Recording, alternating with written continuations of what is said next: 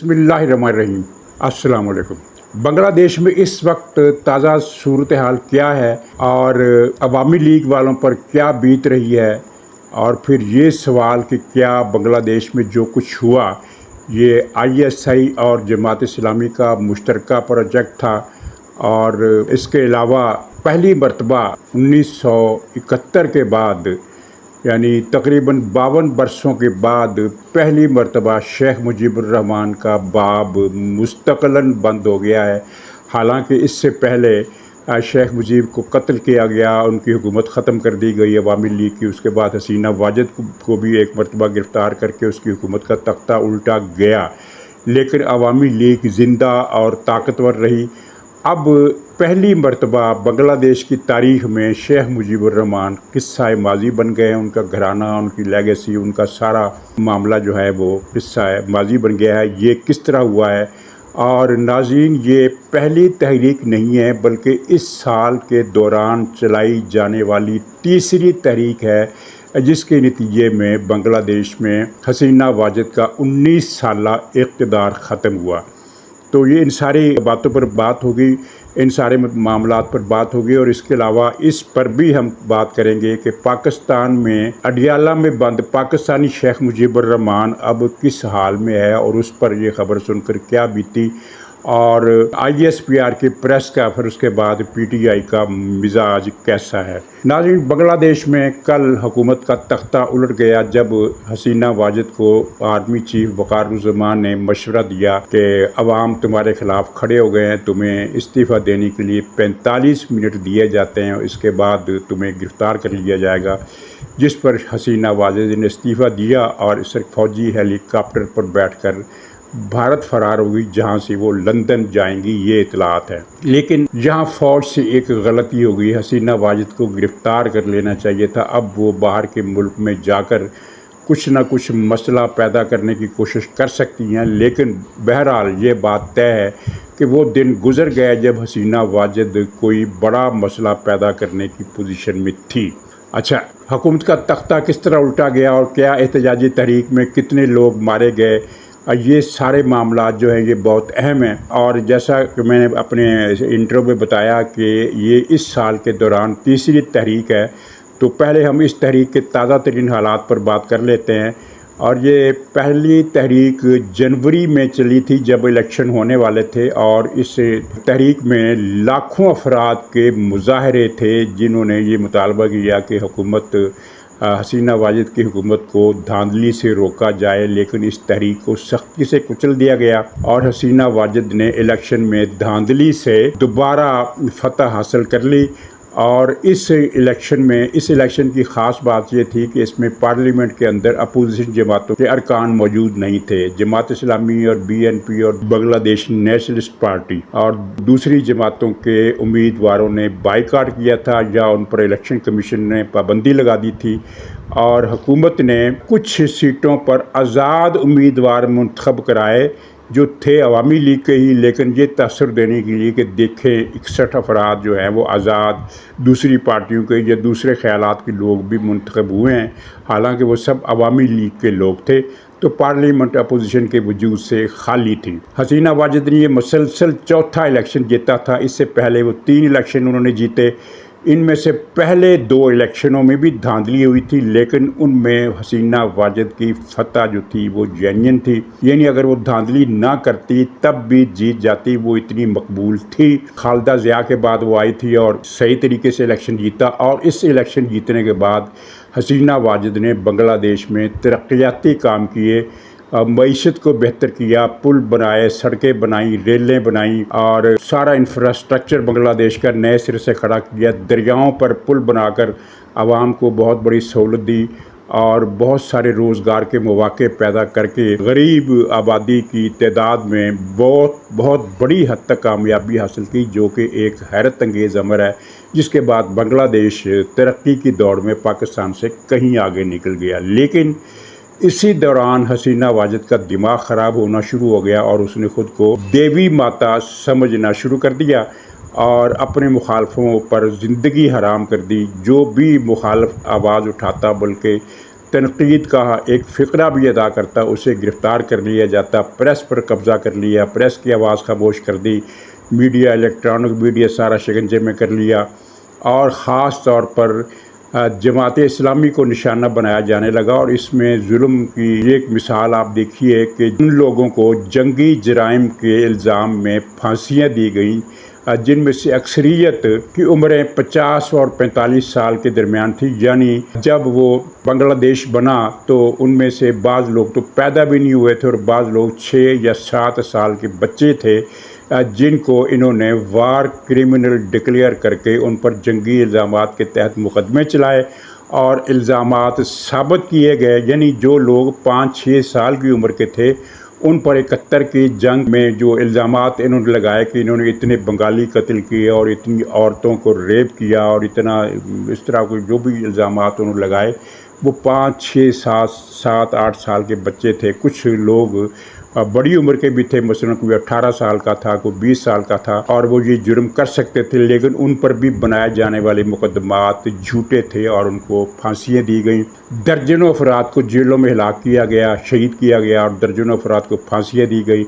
और जब इनके ख़िलाफ़ मुजाहरे हुए तो 3000 के करीब जमात इस्लामी के लोग इन्होंने शहीद किए सड़कों पर, जिसके बाद इनकी तहरीक ख़त्म हो गई। उसके बाद हसीना वाजिद ने तीसरा इलेक्शन जीता, वो धांधली की बुनियाद पर जीता, वरना वो इलेक्शन नहीं जीत सकती थी। सारी तरक्की और अच्छे माशी इक़दामात के बावजूद उसकी आमरीत और जुल्म और भारत नवाजी। यहाँ एक दिलचस्प माजरा ये है कि बीच में कुछ अरसा हसीना वाजिद ने भारत से तल्लुकात में सर्द महरी इख्तियार किए रखी और चीन के साथ तल्लुकात को आगे बढ़ाया, और चीन ने काक्सस बाज़ार और चिटागांग की बंदरगाहों पर अपने जहाज़ भी भेजे और वहाँ कुछ चीन ने काम भी शुरू किया। लेकिन बज़ाहिर लगता है कि ये भारत से कुछ ज़्यादा चीज़ें हासिल करने की एक कोशिश थी, और चीन का हवा दिखाकर हसीना वाजिद ने भारत को फिर राम कर लिया, और उसके जहन में बसा हुआ भारत कभी ख़त्म नहीं हुआ, उसके जहन के अंदर भारत मौजूद रहा। और जब मोदी हुकूमत आई तो मोदी के साथ हसीना वाजिद ने फिर बहुत गहरे ताल्लुकात कायम कर लिए। हसीना वाजिद की हुकूमत ने रोहिंग्या मुसलमानों का कत्लेआम किया और उनको भारत जाने पर मजबूर किया, भारत में उनका फिर कत्लेआम हुआ। तो ये इस तरह के बहुत सारे सैकड़ों सियाह कारनामे थे। तो इस सूरत हाल में इस साल जनवरी में जो इलेक्शन हुआ उसमें फिर धांधली हुई। इलेक्शन में धांधली के ख़िलाफ़ फिर तहरीक चली, दूसरी तहरीक उसको कहना चाहिए साल की, वो भी सख्ती से कुचल दी गई। उसमें लाखों अफराद ने जुलूस निकाले, मुजाहरे किए, लेकिन वो तहरीक सख्ती से कुचल दी गई। पुलिस फायरिंग, लाठी चार्ज, वाटर कैनन का इस्तेमाल, और ऐसा वाटर कैनन जिसके पानी की बौछार जो है वो जब आदमी की जिस्म पर पड़ती है तो आदमी पटखनी खाकर गिरता है और उसकी हड्डियां फ्रैक्चर हो जाती हैं। इतना वो इस तरह की कैनन यानी पानी की तोपें इस तरह की इस्तेमाल की। तो ये तीसरी तहरीक भी नाकाम हो गई, और जनवरी, फरवरी, मार्च, अप्रैल, मई, जून और फिर जुलाई का महीना आया। तो जुलाई के महीने में तलबा ने एक तहरीक चलाई जिसमें उनका बुनियादी मुतालबा ये था कि मुलाजमतों में उन तलबा को भी हिस्सा दिया जाए, उन्हें भी मुलाजमतों का कोटा दिया जाए जो अवामी लीग से ताल्लुक़ नहीं रखते। हसीना वाजिद ने ये कानून बनाया था कि 1971 के जो शहीद हैं उनके ख़ानदानों के लोगों को 50% नौकरियां मिलेंगी। वो शहीद ख़त्म हो गए, उन बूढ़े हो गए, उनकी ज़िंदगियां ख़त्म हो गई। असल में ये शहीदों का नाम था, असल चक्कर ये था कि वो सरकारी मुलाजमतों पर सिर्फ अवामी लीग के अफराद को और ख़ानदानों को रखना चाहती थी। वो तहरीक चली, 2 दिन के दौरान 200 से ज़्यादा लड़के शहीद किए गए। इनमें एक भी आम शहरी नहीं था, तमाम के तमाम तलबा थे। और ट्रेजिडी देखिए, 2 ट्रेजिडीज़ मैं आपको बताता हूँ। एक तो ये कि इसमें पुलिस ने बच्चों का कत्लेआम भी किया, 5-6 साल के बच्चे, इनकी तादाद 35 बताई गई है, जिनको पुलिस ने फायरिंग करके हलाक किया। और फिर जो लोग स्ट्रेट फायरिंग से मारे गए या हवाई फायरिंग से मारे गए या भी किसी किस्म की जो फायरिंग पुलिस इस मौके पर किया करती है उसमें मारे गए, उनके अलावा एक जालमाना माजरा ये हुआ जो इससे पहले अवामी तहरीकों में नहीं देखा गया कि पुलिस पर जिस तरह होता है कि पुलिस लाठीचार्ज करती है तो लड़के भाग जाते हैं। लड़के भागकर कोई इस बिल्डिंग में छुप गया, कोई उस कमरे में छुप गया, कोई किसी दरख्त के पीछे छुप गया, कोई किसी बिल्डिंग के कोई एक आड़ थी उसमें छुप गया, तो पुलिस वालों ने उनका ताक़ुब किया, उनको पकड़ा, गर्दन से पकड़ा और माथे पर पिस्तौल रखकर गोली चला दी और कत्ल कर दिया। यानी ये शूट करने का, शूट टू किल, ये एक अनोखा तरीका था जो सिर्फ हसीना वाजिद कर सकती थी। हसीना वाजिद इसलिए कि पुलिस में आधे से ज़्यादा लोग अवामी लीग के रुकन हैं। हमदर्द तो होते हैं, हमदर्द तो हर मुल्क की, पाकिस्तान की पुलिस में भी मुख्तलिफ़ जमातों के हमदर्द होंगे, लेकिन बांग्लादेश की पुलिस में अवामी लीग के हार्ड कोर वर्कर भर्ती किए गए जिस तरह दूसरी मुलाजमतों में किए गए। 200 अफराद से ज़्यादा जब बच्चे कत्ल हो गए तो उसके बाद फिर कर्फ्यू लगा दिया गया, और इसी दौरान सुप्रीम कोर्ट ने हसीना वाजिद का ये फ़ैसला कलअदम कर दिया जिसके तहत अवामी लीग वालों को कोटा मिलता था। तो उस पर तलबा ने अपनी तहरीक का पहला मरहला ख़त्म कर दिया और 2 ही दिन के बाद उन्होंने कहा कि अब उन लोगों पर मुकदमे चलाए जाए जिन्होंने 200 अफराद को कत्ल किया, क्योंकि जनूबी एशिया, भारत, पाकिस्तान, बांग्लादेश या अगर कोई और जमहूरी मुल्क इस सफ़ में आता है इस इलाके का, तो वहाँ कभी ऐसा नहीं हुआ कि 2 दिनों के दौरान 200 अफराद हिलाक हो गए हों पुलिस फायरिंग से। तो ये जो ज़िम्मेदार हैं जिन्होंने कत्ल किए हैं, जिनकी वीडियो मौजूद है, उनके ख़िलाफ़ कार्रवाई की जाए, ये इस मुतालबे के हक़ में तलबा ने फिर जुलूस निकाला। और ये जुलूस खूनी तरीन था क्योंकि इन जुलूसों में एक ही दिन में 100 से ज़्यादा अफराद हिलाक हुए, जबकि वो जो 200 अफराद हिलाक हुए थे वो 3 दिनों के दौरान हिलाक हुए थे। तो ये एक बदतरीन दिन था और इसमें फ़ौज भी हिलकर रह गई, क्योंकि इसमें पहले तो शेख हसीना वाजिद ने बतौर वज़ीर आज़म खिताब किया और कहा कि ये जो लोग मुजाहरे कर रहे हैं ये दहशतगर्द हैं, अवाम इनको पकड़ कर मार दें, ये उनके अल्फाज थे। मतलब कि मुल्क का वज़ीर आज़म खाना जंगी की अपील कर रहा है। तो इस पर अवामी लीग के लोग हर जगह निकल आए, उन्होंने तलबा पर हमले शुरू कर दिए और फिर जनाब जवाबी कार्रवाई हुई जिससे फ़ौज और पुलिस हिल गई। जवाबी कार्रवाई से मुराद अवाम, तलबा निकले और उन्होंने अवामी लीग वालों को पकड़कर मारना शुरू कर दिया। एक शहर में अवामी लीग के 4 कारकुन मारे गए। फरीदगंज एक शहर है, उसके थाने पर हमला हुआ, थाना सारा जला दिया और 13 पुलिस वालों को निकाल कर मार दिया गया। एक शेख मुजीबर रहमान के नाम से यूनिवर्सिटी थी, उसको आग लगा दी गई और अवामी लीग के कई और दफातर को भी आग लगा दी गई, जिस पर फिर फ़ौज का माथा ठिनका। और एक दिन पहले फ़ौज की तरफ से, फ़ौज के हवाले से 2 ख़बरें आईं जिनसे ये कुछ लोगों ने स्मेल कर लिया कि फ़ौज इंटरवीन करने वाली है। एक तो उसमें आर्मी चीफ़ का बयान था कि फ़ौज अवाम के साथ है, ये जुमा ने बयान था। अवाम से मुराद अवामी लीग के लोग भी हो सकते हैं, यानी जो हुकूमत के हामी हैं, लेकिन कुछ लोगों ने स्मेल किया कि ये जो आर्मी चीफ़ का लहजा है कि फ़ौज अवाम के साथ है, तो ये कुछ चुगली खा रहा है। और दूसरी ख़बर फ़ौज के हवाले से ये थी कि मुख्तलिफ़ इलाक़ों में फ़ौज पहुंची और उन्होंने पुलिस को फायरिंग करने से रोक दिया तलबा पर। तो ये 2 ख़बरों से लोगों ने स्मेल किया कि फ़ौज आज या कल या किसी भी दिन बहुत जल्दी इंटरवीन करेगी, और ये उनका ये जो असेसमेंट था एक दिन पहले का था और अगले ही दिन वो असेसमेंट सही साबित हो गया। अच्छा, अब इसमें इस वक्त की सूरत हाल क्या है? हसीना वाजिद भाग गई, अवामी लीग के दफातर नज़र नहीं आ रहे पूरे बांग्लादेश में। कुछ को जला दिया गया लेकिन उनकी तादाद थोड़ी है। बाकी तमाम दफातर से अवामी लीग के बोर्ड उतार दिए गए हैं, यानी वो दफ्तर वालों ने उतार दिए, अवामी लीग वालों ने उतार दिए, ताकि किसी को पता ना चले कि ये यहाँ अवामी लीग का दफ्तर था, और इस तरह वो अवामी गुस्से से बच गए। फिर भी उन पर हमले हो रहे हैं। दूसरा काम ये हो रहा है कि शेख मुजीब के मुजस्मे पूरे मुल्क में तोड़ने की कोशिश की जा रही है, लेकिन वो मुजस्मे बहुत मजबूत पत्थर से बनाए गए हैं। 50-50, 60-60 फुट के मुजस्मे, लंबे मुजस्मे, उनको हथौड़ों छेनियों से नहीं तोड़ा जा सकता। लेकिन तलबा ने कहा है कि हम ज़्यादा मशीनरी लेकर आएंगे और इन मुजस्मों को गिरा देंगे।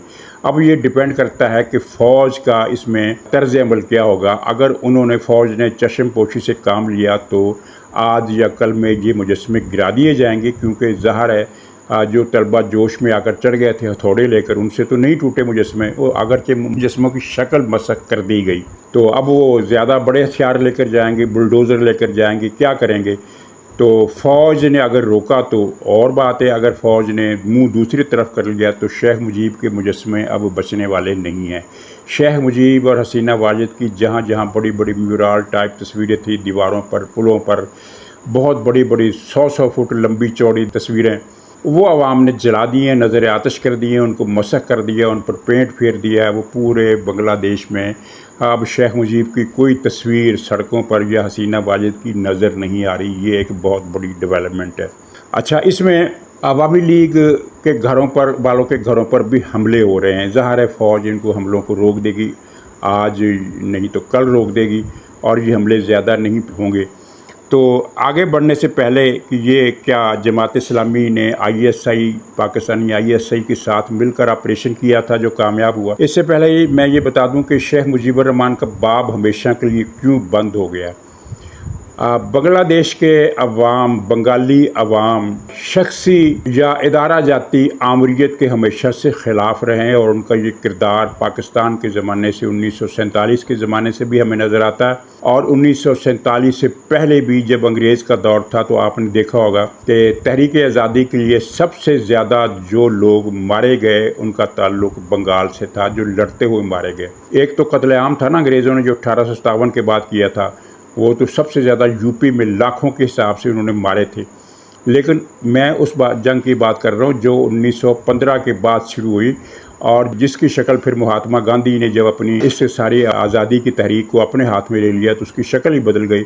تو اس جد و جہد میں سب سے زیادہ بنگالی آگے تھے، اور بنگالیوں کا رویہ جو تھا بڑا جنونی اور بہت ہی زیادہ بے دھڑک قسم کا رویہ تھا۔ تو ملک میں ترقی کے باوجود، خوشحالی کے باوجود، اور آمدنی کے ذرائع میں اور پیداوار کے ذرائع میں اور عالمی برآمدات کے میدان میں بنگلہ دیش کی شاندار کامیابیوں کے باوجود یہ شخصی آمریت اور ظلم، اس پر بنگلہ دیش کے عوام نے اپنا ذہن بدل لیا، اور شیخ مجیب الرحمان اور اس کی فیملی نفرت کا نشان بن گئی۔ اور حالیہ تحریکوں میں اگر آپ نے تصویریں دیکھی ہوں تو ہر بڑے شہر میں لاکھوں طلبہ کے جلوس تھے، ہزاروں کے نہیں تھے۔ پاکستان میں تو لاکھوں کے جلوس کسی نے آج تک دیکھے ہی نہیں ہے نا، یہاں تو 20-25 ہزار کے جلوس کو لاکھوں کا جلوس کہہ دیا جاتا ہے، لیکن بنگلہ دیش میں سچ مچ کم سے کم ڈھاکہ اور چٹاگانگ اور جیسور وغیرہ کے شہروں میں لاکھوں افراد کے جلوس نکلے، اور جلوس بنگلہ دیش کے ہر شہر میں نکلے،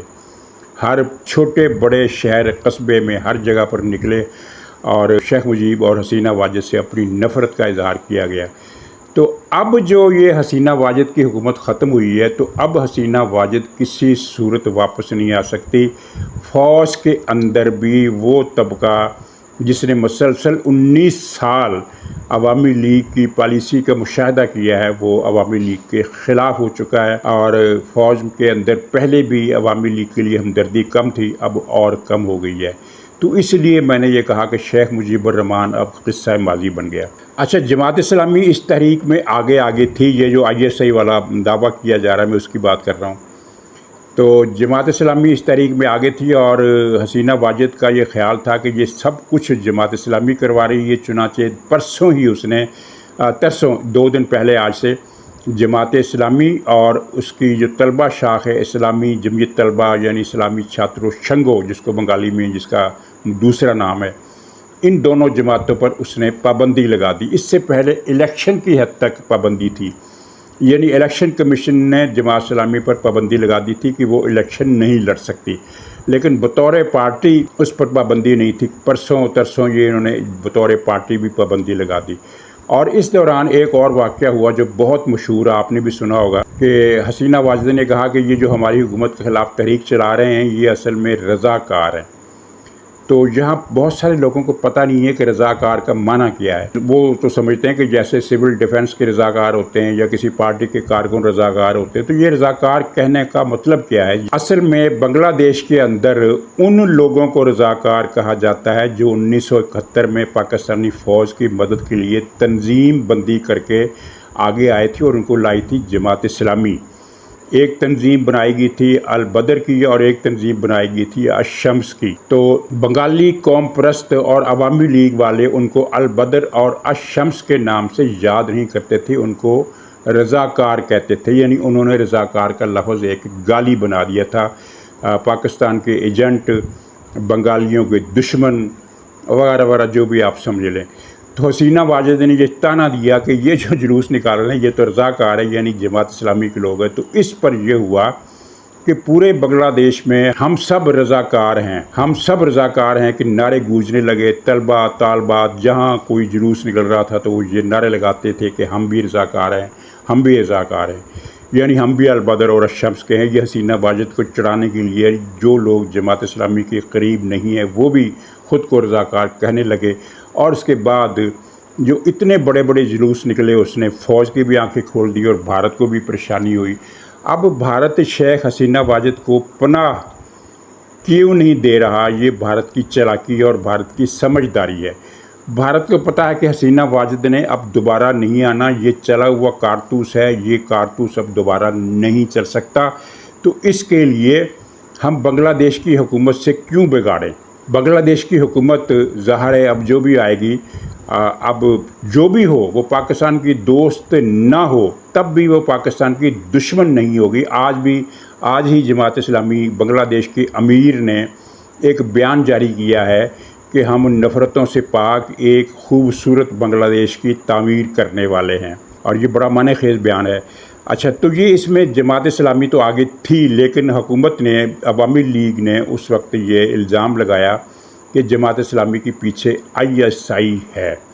और ये इल्ज़ाम इससे पहले भारत लगाता था जब आसाम में तहरीक चल रही थी, और आसाम में तहरीक अब भी थोड़ी बहुत चल रही है। तो भारतीय फ़ौज को हमलों का निशाना बनाते थे आसामी तहरीक वाले लोग, और उनमें भारतीय फ़ौजी मारे जाते थे। तो भारत इल्ज़ाम लगाता था कि आसामी गुरिल्लों के पीछे ISI है, हालांकि ये झूठ था। इसलिए कि आसामी गुरिल्ले जो हैं वो भारत के दुश्मन हैं, लेकिन भारत से ज़्यादा आसाम में आबाद मुसलमानों के दुश्मन हैं।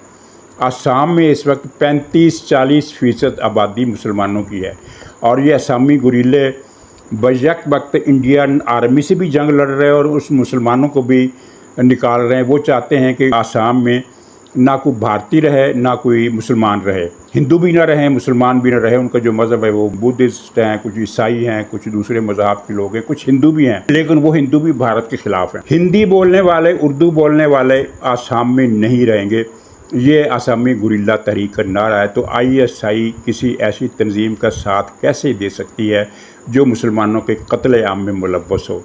इसीलिए हसीना वाजिद ने भी ये एक चाल चली कि वो 1971 वाले जज्बात को बेदार करने की कोशिश की जाए और कहा जाए कि जमात इस्लामी और ISI मिलकर मेरी हुकूमत के ख़िलाफ़ तहरीक चला रहे हैं। और यही नारा फिर पाकिस्तान में भी कुछ लोगों ने लगा दिया कि बांग्लादेश में जो हालिया इनकलाब है ये जमात इस्लामी और ISI का मुश्तरका ऑपरेशन है। ISI 200 अफराद, 300 से ज़्यादा अफराद को किस तरह आमादा कर सकती थी कि जाओ और गोलियां खाकर मर जाओ। ये एक जेन्युइनली डोमेस्टिक तहरीक थी, बांग्लादेश के अवाम की तहरीक थी। हसीना वाजिद से नफ़रत का ये मुजाहरा था, और इसमें ISI पर इल्ज़ाम लगाना एक कोई अक्लमंदी या दानिशमंदी के अलावा सच के भी करीब नहीं है। तो ये बांग्लादेश की अब सूरत हाल थी। तो अडियाला में जो इमरान खान बंद है, जो ये कहा करता था, ये धमकियां देता था, और उसकी पार्टी के लोग फ़ख्र से कहते थे कि हाँ, मुजीबुर रहमान गद्दार नहीं था, इमरान खान भी गद्दार नहीं है, और जो मुजीबुर रहमान ने पाकिस्तान के साथ किया वही इमरान खान भी पाकिस्तानी फ़ौज के साथ करने वाला है। और वो इमरान खान जो है, जब बांग्लादेश से तख्ता उल्टे जाने की ख़बरें आ रही थी तो ऐन उस वक्त अडियाला जेल वाला शेख मुजीबुर रहमान अपने ट्विटर अकाउंट से और फेसबुक से पाकिस्तानी फ़ौज के ख़िलाफ़ जारी की गई तमाम ट्वीट्स को डिलीट कर रहा था। अब इस पर मैं क्या तबसरा करूं, इस पर आप खुद तबसरा कर लीजिए। तो बहरहाल उसको सदमा पहुंचा कि जिस मुजीबुर रहमान को वो मॉडल समझता था और मॉडल करार देता था, और जिसका नाम लेकर पूरी पाकिस्तान की PTI, उसका सोशल मीडिया, TV पर बैठे हुए उसके एंकर दानश्वर ये कहते थे कि जिस तरह शेख मुजीबुर रहमान ने 71 में पाकिस्तानी फ़ौज को सबक सिखाया था, इसी तरह इमरान खान अब दूसरा सबक सिखाएगा। अब दूसरा सबक इमरान खान ने ये सिखाया है कि वो फ़ौज के ख़िलाफ़ उसने तमाम ट्वीट डिलीट कर दिए, और राइटर को इंटरव्यू देते हुए ये एतराफ़ कर लिया کہ فوج سے تعلقات بگاڑنا حماقت ہے، اور پوری پی ٹی آئی اس دھندے پر لگ گئی کہ فوج کے ساتھ رابطے شروع ہیں، دونوں طرف سے نرمی آئی ہے، برف پگھل رہی ہے، پرانی محبتیں جاگ رہی ہیں۔ تو وہ کل آئی ایس پی آر کے ترجمان نے جنرل شریف صاحب کی جو پریس بریفنگ تھی، اس میں انہوں نے دو ٹوک انداز میں 2-3 باتیں کہی ہیں۔ ایک تو سرے خلاصہ جو تھا سب کا وہ یہ تھا کہ 9 مئی کے حوالے سے ہمارے فوج کے موقف میں کوئی تبدیلی نہیں آئی، اور دوسرا انہوں نے یہ کہا کہ ایک مافیا کو پاکستان کی ترقی پسند نہیں، اور پھر یہ بھی کہا کہ پاکستان کے خلاف دنیا کے ہر پلیٹ فارم پر منفی مہم چلائی گئی وغیرہ وغیرہ۔ یہ ساری باتیں آپ نے پڑھ لی ہیں، سن بھی لی ہیں۔ تو ان باتوں نے ایک توا اٹھایا ہے اور اس کو الٹا کر کے عمران خان کے اور پوری پی ٹی آئی کے منہ پر مل دیا ہے۔ ناظرین اجازت دیجیے، انشاءاللہ تعالیٰ اگلے ولاگ میں پھر ملاقات ہوگی، تب تک کے لیے خدا حافظ۔